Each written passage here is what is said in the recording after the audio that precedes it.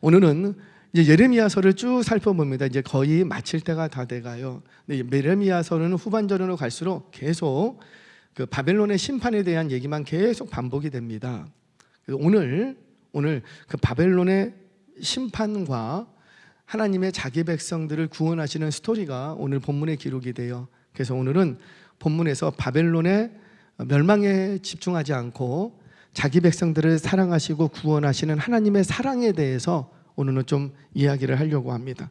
왜냐하면 성탄절을 앞두고 있고 예수님이 우리를 사랑하셔서 자기 백성들을 구원하시려 이 땅에 예수 그리스도 사랑으로 그분을 보내셨기 때문이에요. 자, 그래서 오늘은 본문 말씀을 중심으로 자기 백성을 향한 사랑. 누구 백성을 향한 사랑? 자기 백성을 향한. 그러니까 물으면 대답을 하셔야지 졸지 않아요. 제가 오늘 새벽에 엄청 하나님 앞에 혼났어요. 엄청 혼났어요. 갑자기 말씀을 막 전하다가 하나님이 막 저한테 뭐라고 하세요.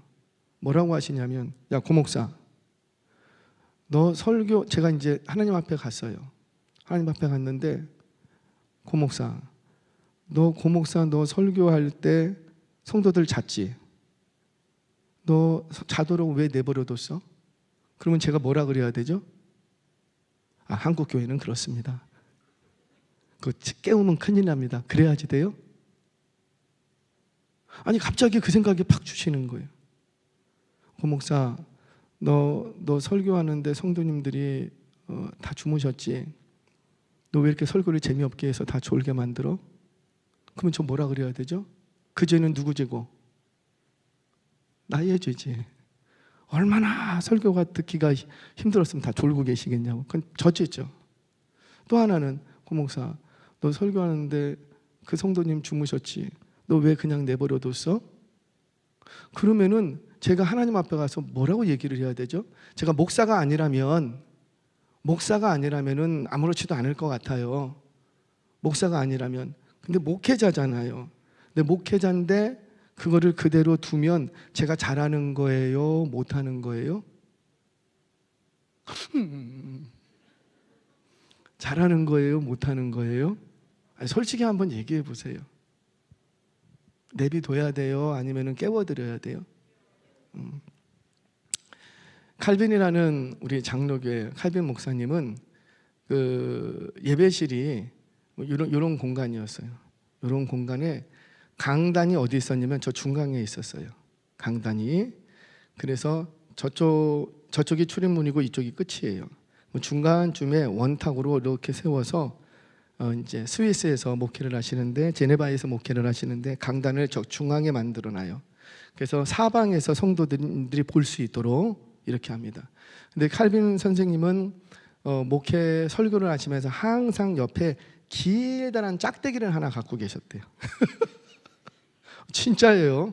제네바에서 목회하시는데 짝대기를 어디에다 쓸까요? 그 가운데 있으니까요, 돌아가면서 톡톡 치고요. 예배 시간에 늦게 들어오면요 못 들어오게 밀었대요. 예배 시간에 늦게 들어오잖아요. 그럼 못 들어오게 밀었대요.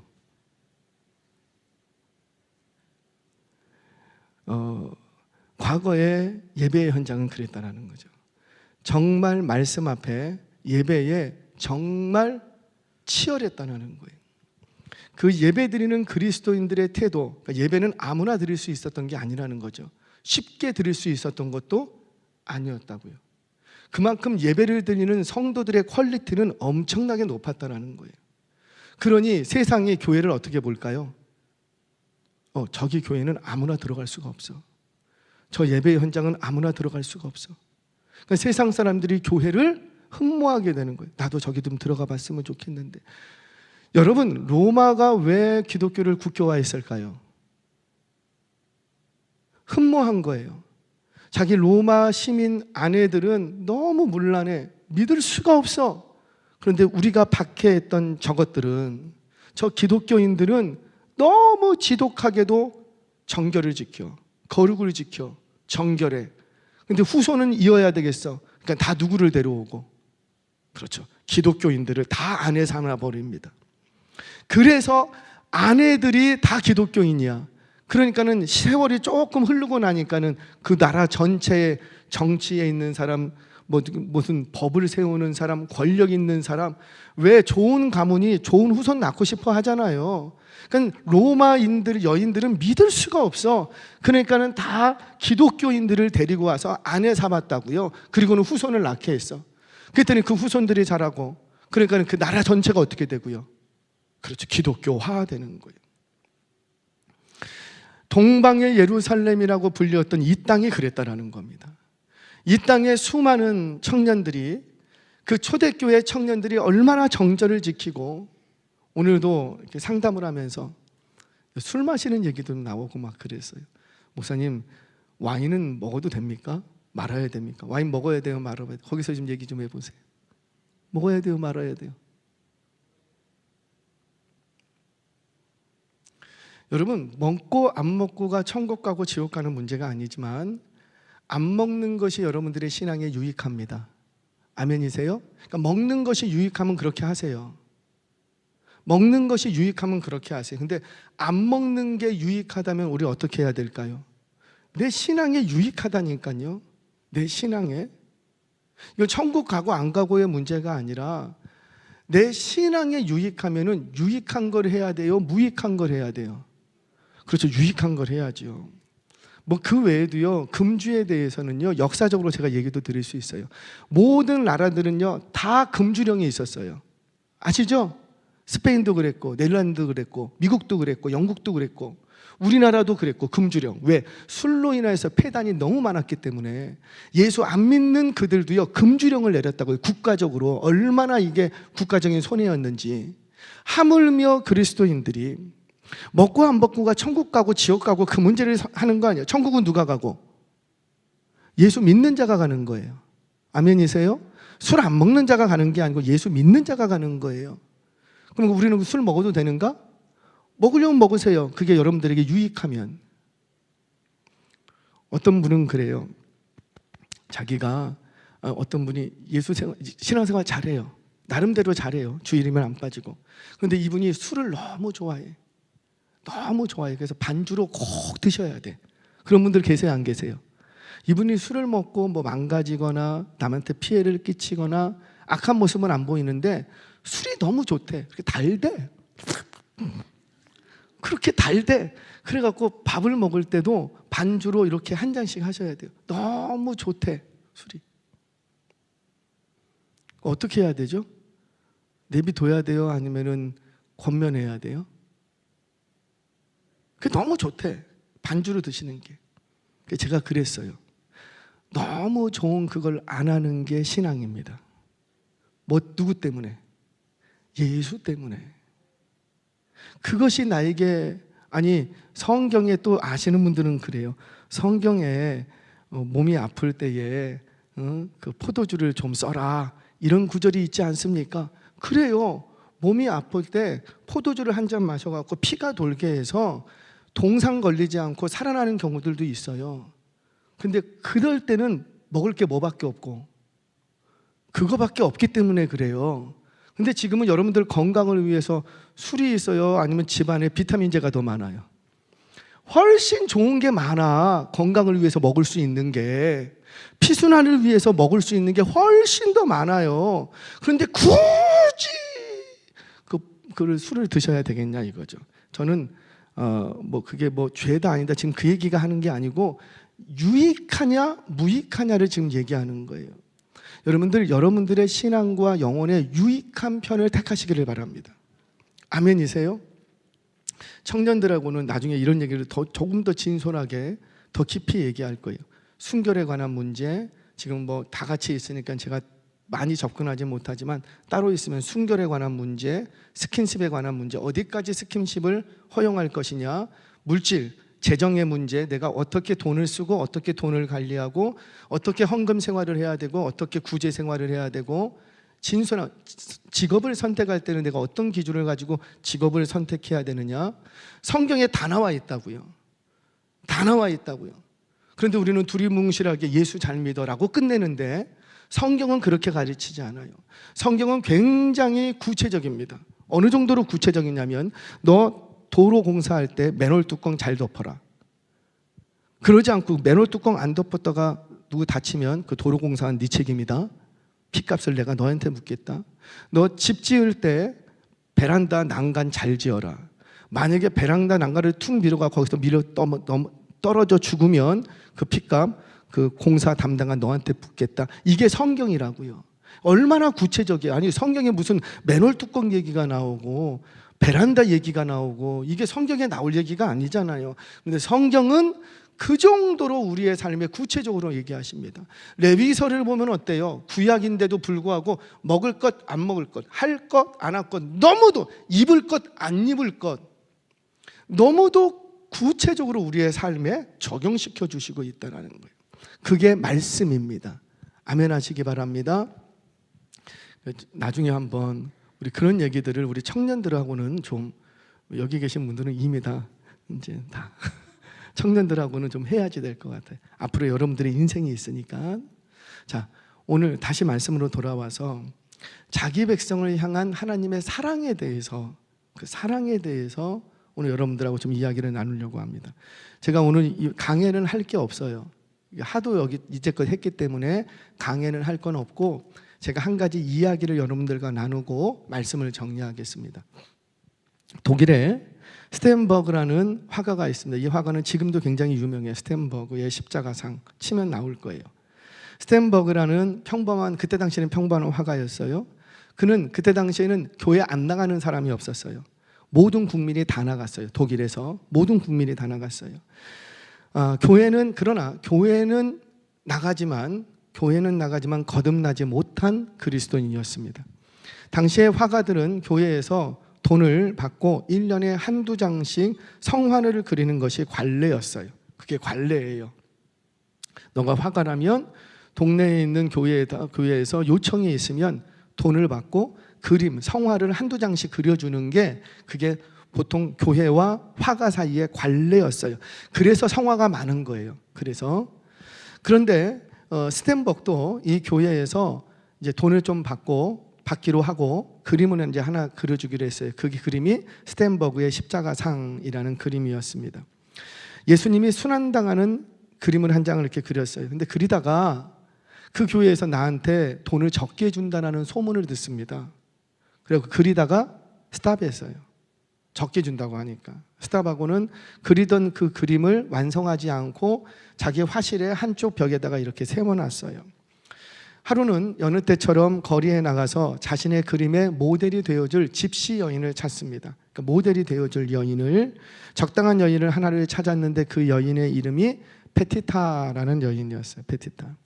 그리고는 이 집시 여인을 자신의 집으로 데려옵니다. 그리고 이 집시 여인을 모델로 삼아서 돈이 될 만한 그림을 그렸어요. 그 그림을 내다 팔아서 이제 돈벌이로 쓰는 거죠. 그림을 다 그리고 이제 이 집시 여인이 이제 돌아가려고 합니다. 돌아가려고 이렇게 보는데 화실에 뭘 하나 그림이 이렇게 서 있는 거예요. 그 그림을 보면서 집시 여인이 이 스텐버그에게 묻습니다. 벌거벗겨진 채로 십자가에 져토록 처참하게 못 박히신 분이 누굽니까? 저분은 어떤 죄를 지었길래 저토록 처참한 형벌을 당하셨습니까? 집시 여인이 이렇게 물었어요. 왜냐? 자기도 지금 그림을 그리는데 뭐로 왔어요? 모델로 왔잖아요. 그러니까 저 그림에도 누군가가 모델이 있을 거다 이렇게 생각을 한 거죠. 저분은 누구십니까? 그때 스텐버그는 그래도 교회를 출입한 연수가 있는지라 교회에서 들은 대로 알려줬어요. 저분은 예수님이라는 분인데 죄가 있으신 분이 아닙니다. 다만 우리의 죄를 대속하기 위해서 저렇게 십자가에 못 박히신 것입니다. 이렇게 얘기를 해줬어요. 참 잘 얘기를 했죠. 그러자 이 집시 여인이 묻습니다. 그러면 저분이 나의 죄도 대신 지셨나요? 네, 그렇습니다. 그러면 저분이 선생님의 죄도 대신 지셨나요? 네, 그렇습니다. 그때 여인이 충격을 받았어요. 아무도 나를 사랑해 주지 않는데 그저 자신은 하찮은 집시 여인일 뿐인데 그런데 저분은 나를 위해서 대신 십자가에서 죽으셨다고요?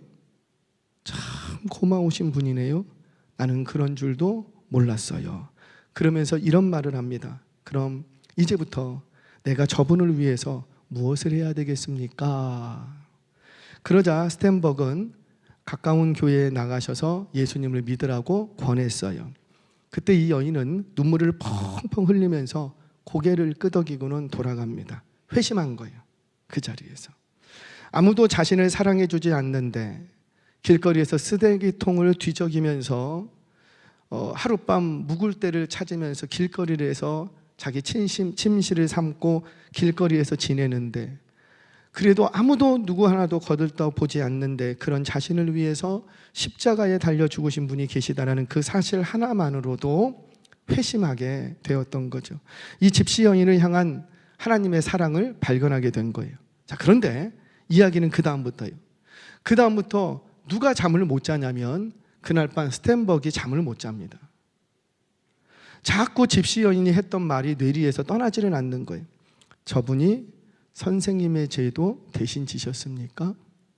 이 질문이 밤새 떠나지 않는 거예요. 견딜 수가 없는 거예요. 그날 밤 스탠버그는 자신이 그린 그 그림 앞에서 무릎을 꿇고 통회하며 회개합니다. 그러니까 스탠버그도 그날 밤 회개했던 거예요. 회심했던 거예요. 그리고는 그 모퉁이에 서 있던 그림을 가지고 와서 그날 밤에 그 그림을 완성을 합니다. 그리고는 그 그림 밑에다가 글을 썼어요. 뭐라고 썼냐면 여러분도 다 아세요. 내 너를 위해 피 흘렸건만 너 나를 위해 무엇 주느냐. 찬송가 311장. 내 너를 위하여. 내 너를 위해 몸버려 피 흘렸건만 너 나를 위해 무엇하느냐. 그의 그림이 이제 한 미술관에 이렇게 걸렸습니다. 어느 날 진젠도르프라는 젊은 백작이 우연히 그 그림을 보게 됐어요. 그리고는 그 그림 앞에서 마치 감전이 된 것처럼 움직이지를 못합니다. 그리고는 그 그림 밑에 새겨진 글귀, 그 글귀를 보면서 가슴에 비수처럼 그 글귀가 꽂혔어요. 내 너를 위해 몸버려 피 흘렸건만 너 나를 위해 무엇하느냐. 진젠도르프 백작은 돌아가서 즉시로 자신의 전 재산을 처분합니다. 그리고는 당시 모라비안 형제단, 이 모라비안 형제단은 당시에 경건을 중심으로 한 선교단이었어요. 자신의 전 생애를 선교하는 데 헌신된 가정들로 구성되어 있었어요. 이 모라비안 형제단에게 재산을 기증합니다. 그리고 자신도 모라비안 형제단에 가입하게 돼요. 그리고는 그들과 함께 세계를 다니면서 복음을 전하게 됩니다. 당시 이 모라비안 형제단은 심각한 재정난으로 인하여서 선교를 하지 못하고 있는 상황이었어요. 완전히 스톱됐어요. 그런데 그때 진젠도르프 백작이 거금을 기증을 하면서 다시 선교 사역을 시작하게 됩니다. 그러다가 이 모라비안 형제단에서 두 가정을 당시 미국 신대륙으로 파송을 하게 돼요. 그때 인디언들이 있고 신대륙이 개발되면서 그곳에 많은 사람들이 이주해서 가니까 거기에 두 가정을 선교를 위해서 파송을 합니다. 그렇게 이 모라비안 형제단 두 가정이 선교 사역을 마치고 집으로 영국으로 돌아오는 길이었어요. 근데 돌아오는 길에 자신이 탔던 배가 큰 폭풍을 만납니다. 큰 폭풍을. 여기저기서 고통과 두려움에 울부짖는 비명소리가 여러분 상상이 가십니까? 풍랑이 친다고요. 폭풍이 치는데 폭풍이 치는 날은 하늘에 별빛, 달빛 그런 게 있어요, 없어요? 아무것도 없어요. 온통 새카매요. 위도 새카하고 아래도 새카하고 저쪽도 새카하고 이쪽도 새카하고. 그러면 몇 바퀴 돌잖아요. 정신 없어요. 거기다가 비는 내려치죠. 그냥 죽은 거예요. 너무 여기저기서 고통에 울부짖는 비명소리가 여기저기서 들립니다. 참 하나님의 섭리는 너무 오묘해요. 그 배에 그때 누가 타고 있었냐면 미국 신대륙으로 선교를 갔다가 실패하고 돌아오고 있는 존 웨슬리가 그 배에 타고 있었어요. 존 웨슬리 형제 아시지요? 선교 사역의 열매가 하나도 없자 너무 낙심한 나머지 이 배를 타고 고향으로 돌아가고 있던 중이었죠. 그런데 이 배가 폭풍을 만난 거예요. 그때 웨슬리가 고백을 합니다. 그의 고백을 들어보면 너무도 두려웠대요. 너무도 무서웠대요. 자신도 다른 사람들처럼 폭풍 속에서 침몰할 것만 같은 배 위에서 너무 두렵고 무서워했대요. 아니, 영국에서 잘 나가던 목사였어요. 그런데 나 큰 선교의 비전을 갖고 미국 신대륙으로 걸어가는데 열매가 하나도 없어. 그리고 지치고 낙심해서 돌아오고 있는 상황이었어요. 그런데 그 배가 풍랑을 맞아서 꼬박 침몰할 판이에요. 얼마나 두려웠겠습니까? 그래서 그 두려움 속에서 그저 그래도 하나님은 아니까 나 좀 여기서 살려주세요. 나 좀 여기 좀 살려주세요.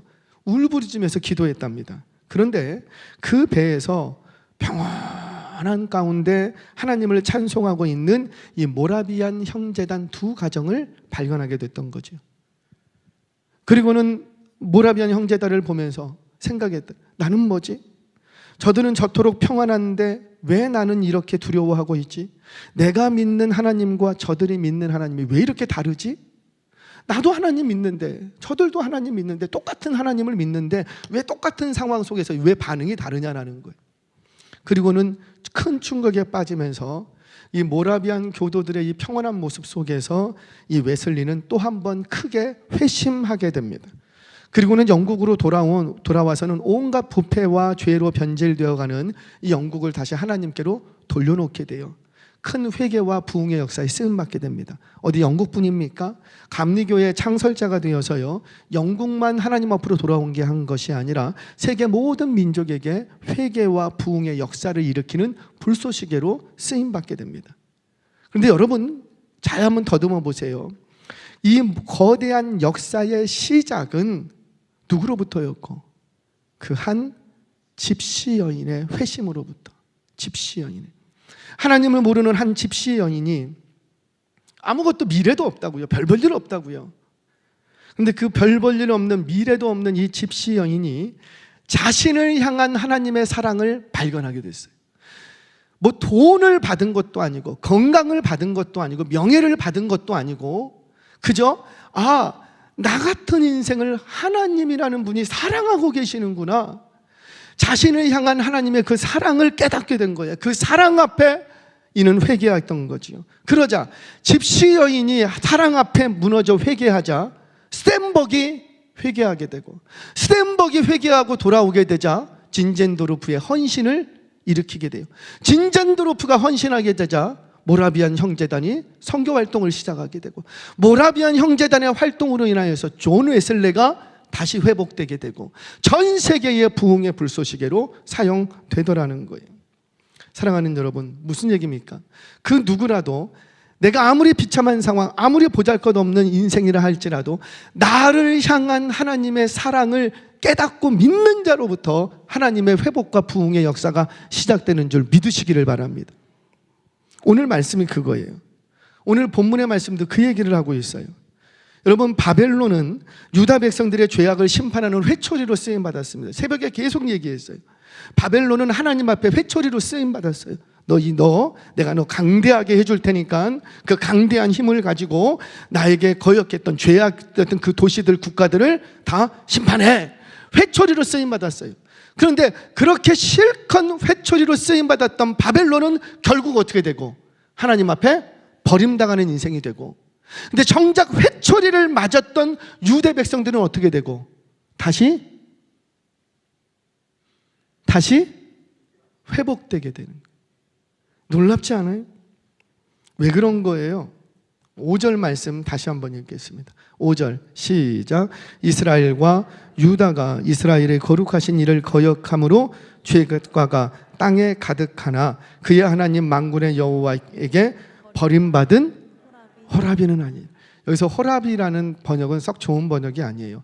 원래 히브리 원어의 번역은 우리말로 의역해서 번역하자면 과부로 번역하는 게 조금 더 훨씬 더 부드럽고 좋습니다. 왜냐하면 성경에서는 이 유다, 이스라엘과 하나님을 신랑 신부로 부부의 관계로 묘사하는 것들이 많기 때문에 그래요. 그래서 이 유다를 호라비로 번역하면 별로 좋지 않고 그냥 과부로 번역하는 게 좋아요. 이런 거죠. 비록 하나님을 거역하고 거부했던 그 죄악 때문에 지금은 이 백성들이 회초리를 맞기는 하지만 내가 너를 버리겠다, 안 버리겠다? 안 버리겠다라는 거예요. 너를 과부처럼 홀로 내버려 두지 않겠다라는 거예요. 왜 그러는가? 내가 너를 사랑하기 때문에. 너가 지금은 비록 죄악 때문에 회초리를 맞지만 내가 너를 싫어서 절대 버리지는 않겠다라는 거예요.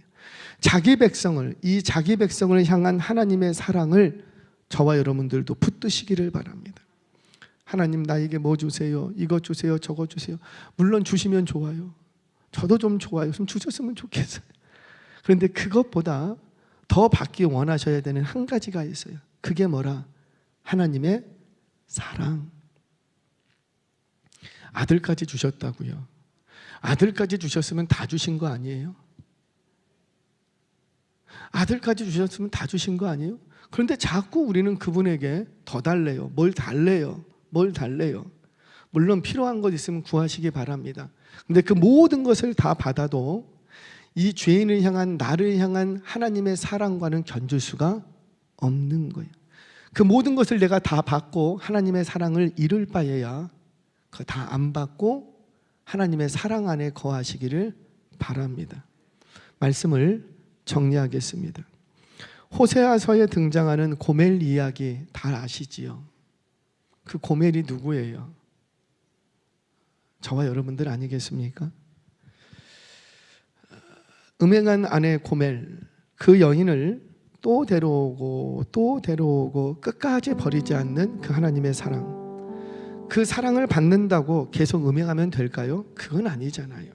그럼에도 불구하고 하나님께서는 너가 다시는 그러지 않을 것을 내가 믿어줄게, 믿어줄게, 믿어줄게. 그리고 또 데려오고 또 데려오고 또 데려옵니다.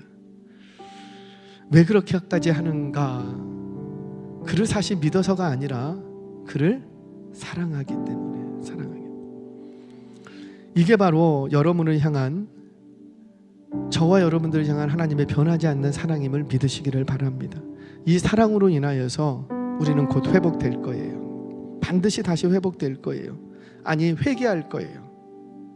왜냐하면 모든 회복의 시작은 회개로부터 시작되긴. 내년은 아마 제 입에서 회개라는 말이 많이 나올 거예요. 제가 기도하면서 내년 목회를 준비하면서 주시는 마음이 40년을 어떻게 시작할래? 앞으로의 40년을 뭐 건축하고 좋은 시스템 갖다 놓고 그런 걸로 시작할래? 그거 아니랍니다. 우리 하나님 회개부터 시작하랍니다. 회개부터 시작해야 앞으로의 40년을 갈 수 있다는 거예요. 내년은 우리 각오하자고요. 철저하게 회개하는 한 해가 되기를 축복합니다. 나도 회개하고 내 가정도 회개하고 내 사업장도 회개하고 여러분들의 일터도 회개하고 교회도 회개하고 나라와 민족도 회개하고. 왜? 회개해야 그 회개로부터 회복이 시작되기 때문이에요. 근데 그 회개는 뭐가 들어올 때? 나를 향한, 자기 백성을 향한 변치 않는 하나님의 사랑을 깨닫게 될 때 거기서부터 진정한 회개가 시작됩니다. 하나님, 내가 그렇게 죄를 많이 지었는데 여전히 나를 사랑하고 계시는군요. 그걸 알아야 진짜 회개가 시작이 되는 거예요. 그걸 모르면 회개하는 신용을 할 수 있어요. 매 맞기 싫으니까 회개하는 신용을 할 수 있어요. 그런데 나를 향하신 하나님, 나 같은 죄인, 버러지 같은 인생 버려도 수십 번 버려도 내가 뭐라고 할 말이 없는데 여전히 나를 끌고 가시는군요. 하나님, 우리 가정에 뭐 볼 게 있다고, 내 인생에 반백년 이상을 어떻게 살아오셨는지 하나님이 아시는데 이런 나의 인생 속에 뭐 볼 게 있다고, 그래도 나를 목사로, 그래도 나를 장로로, 그래도 나를 권사로, 그래도 나를 집사로 여기에 왜 세워주십니까? 이유가 뭐예요? 내가 너를 사랑한다. 내가 결코 너를 싫어버리지 않겠다. 단지 그 이유 하나랍니다. 오늘 이 저녁 그 사랑을 붙드시기를 바랍니다. 그 사랑이 12월 25일 날 이 땅에 오셨답니다. 그 오신, 사랑으로 오신 그 아기 예수님을 우리의 심장 가운데, 우리의 심령 속에 모셔드려서서 저와 여러분들 힘들고 어렵고 괴롭고 속상한 일 많죠. 연말이 되면 돈 나갈 때도 많고 정리할 것도 많고 만나야 될 사람도 많고 너무 힘들고 분주하고 바쁜 줄 압니다. 근데 이 분주하고 바쁜 고달픈 인생 속에서 나를 사랑하시는 그 하나님의 변치 않는 사랑을 다시 발견하고 그 사랑을 붙드실 수 있는, 그래서 그 속에서 회개와 회복의 역사를 경험하는 저와 여러분 되시기를 주의 이름으로 축원합니다.